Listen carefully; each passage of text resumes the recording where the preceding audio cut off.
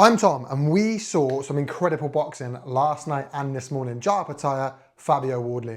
Let's start with Fabio Wardley. Wow. That fight, start to finish, had me on the edge of my seat. I mean, for someone who's come from a white-collar background, and let's be honest, has very little, well, no amateur experience, actually, and then he's got a few white-collar fights.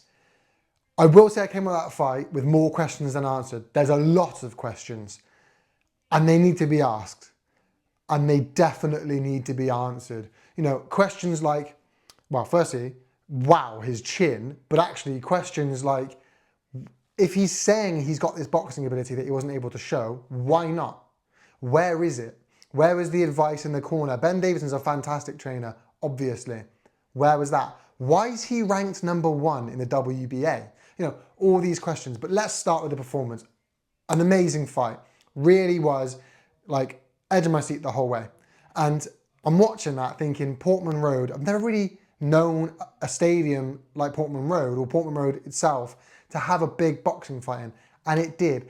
And the weather didn't hold up. It was raining, it wasn't nice, it came down, the fans still turned up.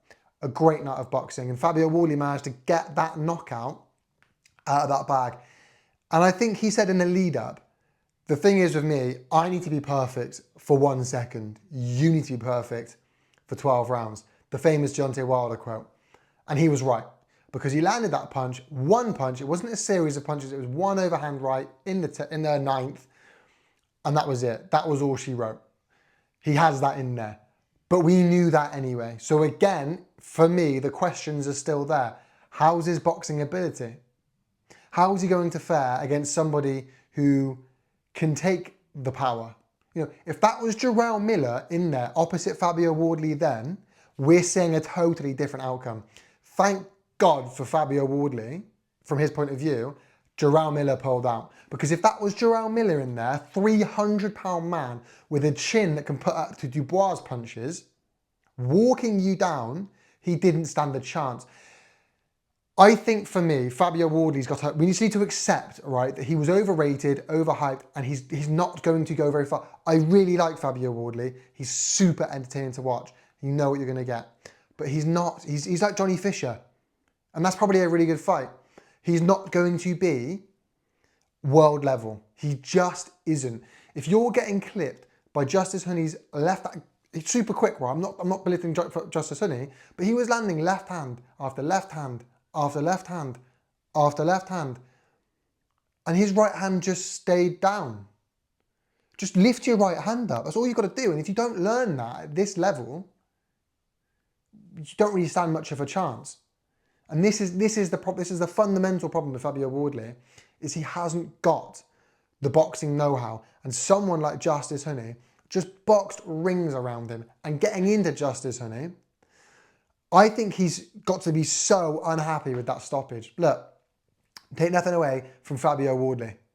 That was a hell of a punch. But the ref stopping that there, that's a Frank Warren masterclass. How the ref has stopped that, I'll never know. I get it. I get it, right? The ref has an obligation, the ref has a duty to look after the boxers and make sure he's in a fit state to continue. And he maybe didn't deem it a fit state to continue, but he didn't wave it off because of that. He waved it off because the fighter didn't beat the count. The WBA rules stipulate the count will either need to be paused or can't start until the fighter is making his way to the designated corner.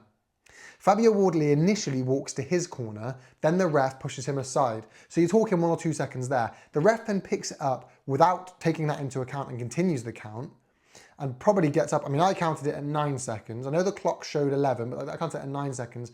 Either way, you take into account the 2 seconds it took for Fabio Wardley to go to the neutral corner, we're talking 7, 8 seconds. At most 9. He beat the count, right? And I get it if it was a low-level journeyman sort of fight. Not when you're fighting to be the #1 contender. Not when you're fighting for a mandatory title. When you're doing that, you give the man his chance. He got up. He didn't look overly dazed. All these people saying that, oh, he looked out. No, he didn't.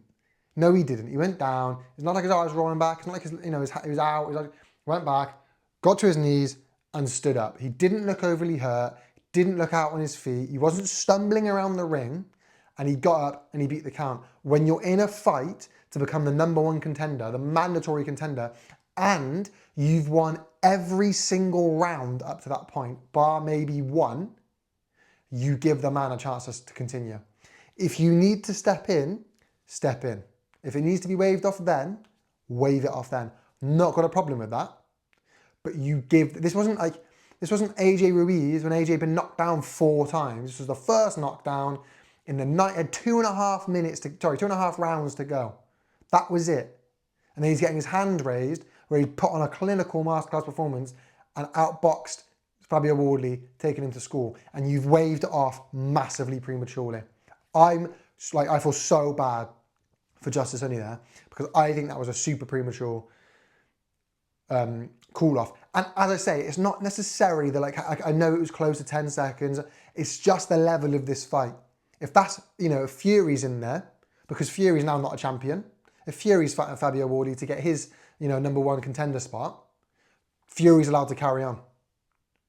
If that's Usyk, if Usyk loses to Dubois, and then Usyk fights Fabio Wardley for his #1 contender spot, Usyk's allowed to carry on. AJ would have been allowed to carry on. But for some reason, because it's because it's Justis Huni, first chance you get, wave it off. I really don't like that. But what a punch landed from Fabio Wardley. Incredible. Massive power. Where does he go next? You need to step down. You really need to step down. And Justis Huni wasn't exactly world level. But any of these top guys, Parker, Caballero, I heard someone saying, put him against Caballero. Caballero eats him for breakfast. Keep him away from Miller. Maybe Johnny Fisher, maybe Dave Allen. But take a few rungs down, have a few fights there, get some experience.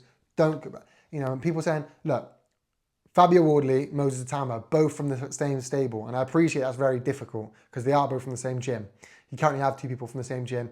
It creates a conflict of interest.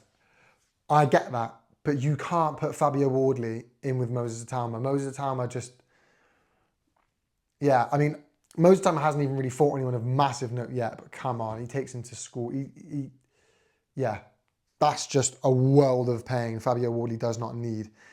But that's my thought on the fights. Fair play to Fabio Wardley. He's clearly got power, but that's nothing we didn't already know. Look at the Fraser Clark 2 fight. We know that. I've come away with that thinking he's worse than I thought before, and I already thought he was overrated. And I feel super bad for Justis Huni. He'll come back, no problems. Anyway, let me know your thoughts on everything in the comment section down below. Thank you so much for watching. Make sure you like, comment, subscribe. You know how all this stuff works, people. Peace.